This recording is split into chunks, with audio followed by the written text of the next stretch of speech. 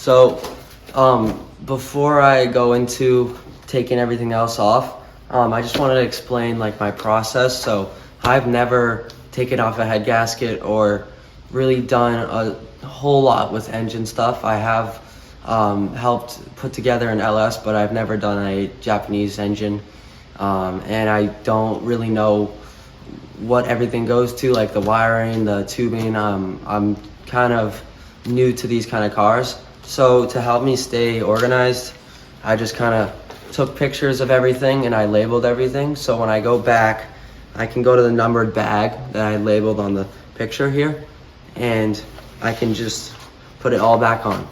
So mostly this was what I was afraid of when I heard that my head gasket was toast, because staying organized through this is really, really important. And I know I'm not that organized of a person, so for me this is like an easy way to stay organized by just having everything in a bag and everything labeled and numbered.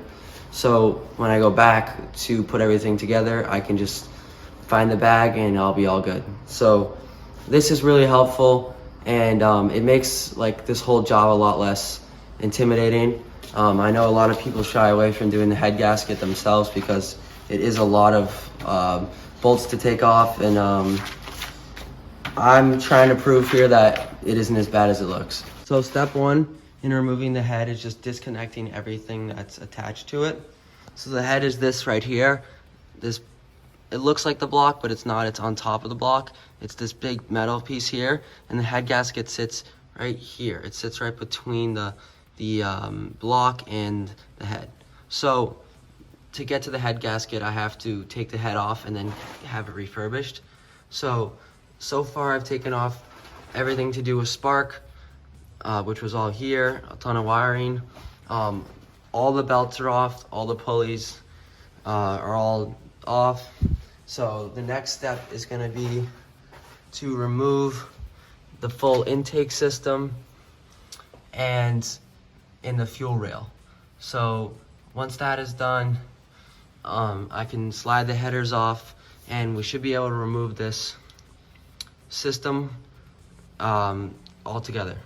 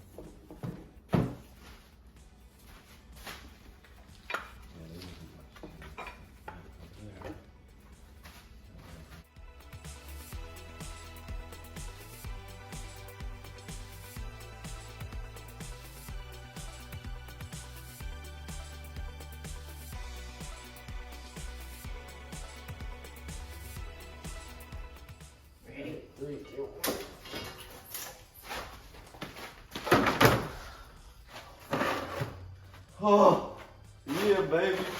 Mm. Oh, yeah.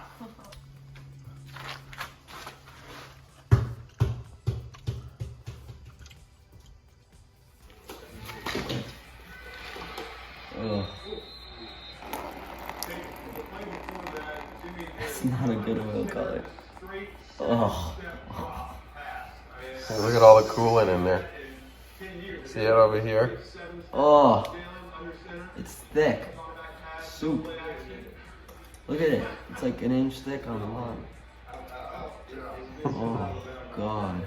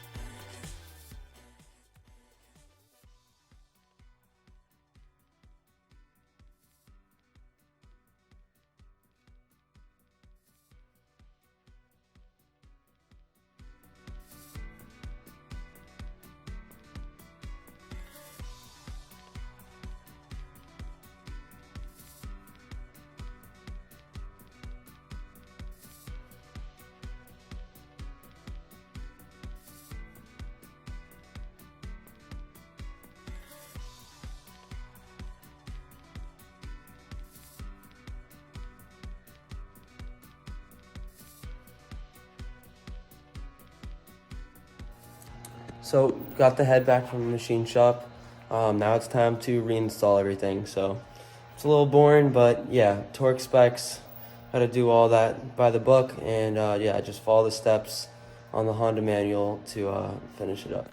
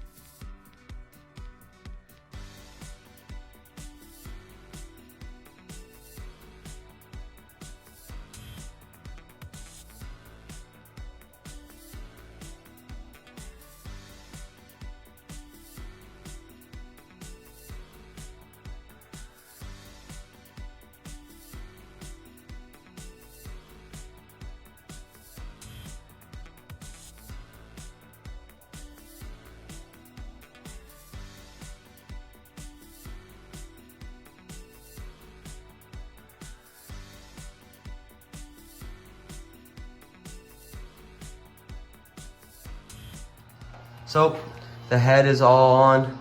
Everything's down to the right torque. So the valve cover is off because I do have to adjust the cams and the valves here. I have to bring it up just a little bit, obviously, because we shaved off a little bit from the head, getting refurbished. So all the lines are in, brand new coolant lines, brand new spark plug wires, a lot of new things just to freshen up the engine bay a little bit. And the only problem I'm having right now is getting on these belts. So this is the timing belt, and it's extremely hard to get on. Even with the tensioner fully loosened, I'm having trouble. So once I tackle this, I can reattach the engine mount and put on the other belt and cover and fill it up and give it a go. So hopefully I can get this done today. So just got the belt on. That took way too long. It took about an hour to get that on, actually.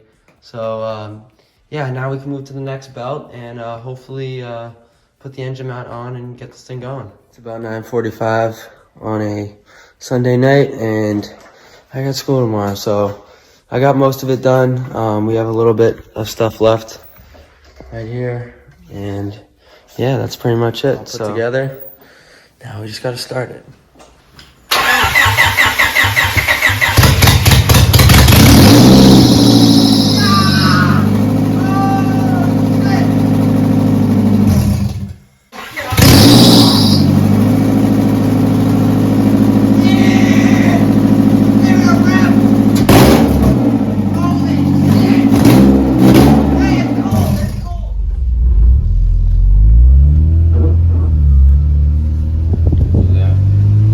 Suspension.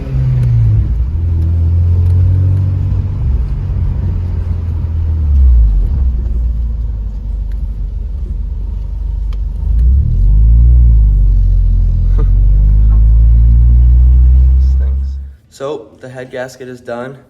It took a while, but it was a lot of learning. I learned a lot about that engine and would not want to do it again, but car runs great. So now it's time to get some paint on this thing and get it looking good.